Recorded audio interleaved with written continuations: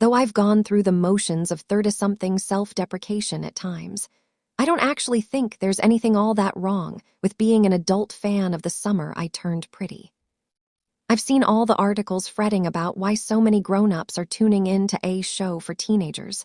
Full disclosure, I wrote one of them myself, though in my defense, it was way back in season 2, before all you belly-come-latelys. But the why seems obvious enough to me. It's a pretty good coming-of-age romance in a TV landscape that is sorely lacking in them. Networks used to turn out tons of TV shows about teens. Love lives. But much like The Pit now appears like a revelation for embracing a genre that minted money for decades. The Summer I Turned Pretty's success is confounding only insofar as the streaming era has so thoroughly broken what used to be a predictable medium. So yes, I've made peace with being a person with a 401k who watches this show. What I never wanted to be, though, was a person with a 401k who gets mad about anything that happens on The Summer I Turned Pretty. It's an escape, a frivolity, and a much-needed one, if you judge by the state of the skin around my fingernails. You probably know where this is going. This week, The Summer I Turned Pretty aired its series finale on Amazon Prime Video, and I regret to say it has turned me into the thing I most feared. An adult who has allowed a show about a girl named Belly who is in love with a pair of idiot brothers to disturb my mind palace. After briefly considering staying up until 3 a.m. Wednesday to catch the finale as soon as it went online, I compromised by waking up at the for me ungodly hour of 6:45 that morning, and a little over an hour later, I thought that was a wrap on SIP. The show's gastrically monikered main character, whose nickname is short for Isabel, played by Lola Tung, ended up with the older and more emotionally mature of the two brothers, Conrad, Christopher Briney, after the two reunited on a train bound for Brussels from Paris.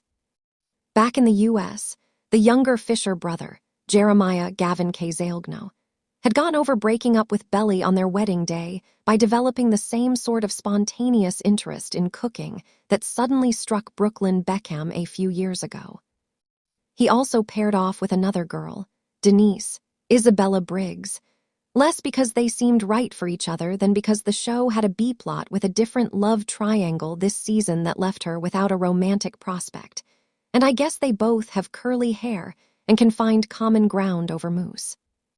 Though I wished Conrad and Belly's final hour reconciliation had managed to inject more surprise and less contrivance into the inevitable, there's one thing I was convinced the show nailed.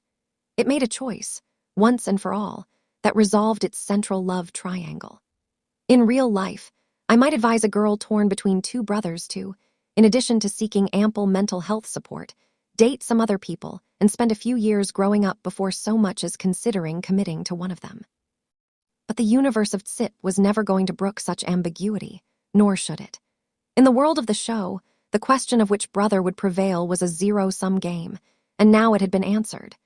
Belly chose Conrad, period.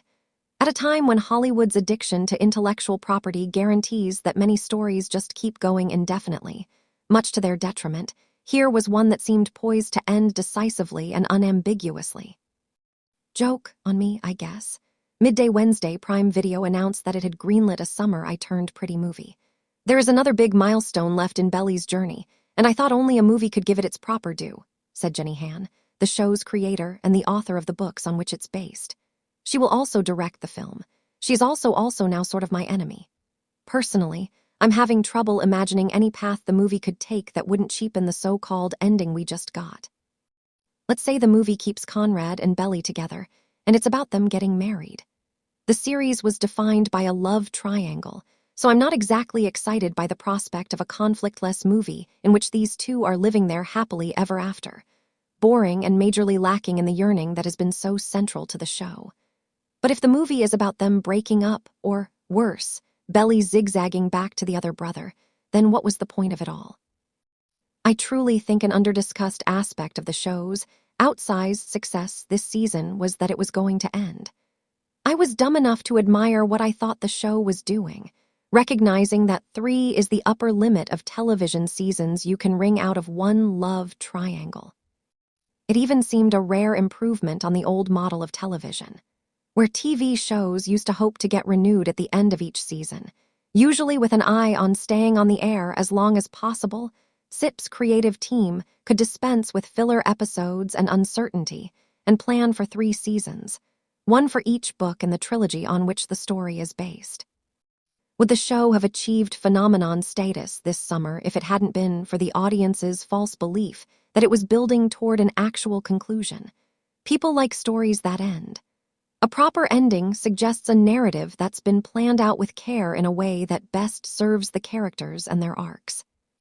A surprise movie suggests the cha-ching noise, and poor Lola Tongue being held hostage by Amazon Prime for another year, and honestly not much else I'm interested in seeing, though I'm sure Liquid I.V. will be very excited about more sponsorship opportunities. But there I go, getting all worked up about a show I absolutely should not be getting worked up over. The Summer I Turned Pretty is hardly the first media property to execute this sort of fake-out, and it won't be the last, because these tactics effectively grab audiences' attention. I have now calmed down enough to the point that I can admit that it would be kind of nice to see all these chuckleheads again, despite everything, so it's not as if I won't be tuning in when this cinematic event eventually happens. All I'm saying is that a nice thing about summer is that it ends, or at least it used to. Global warming and the Summer I Turned Pretty. 2 absolutely equally oppressive forces that don't seem to be going anywhere anytime soon.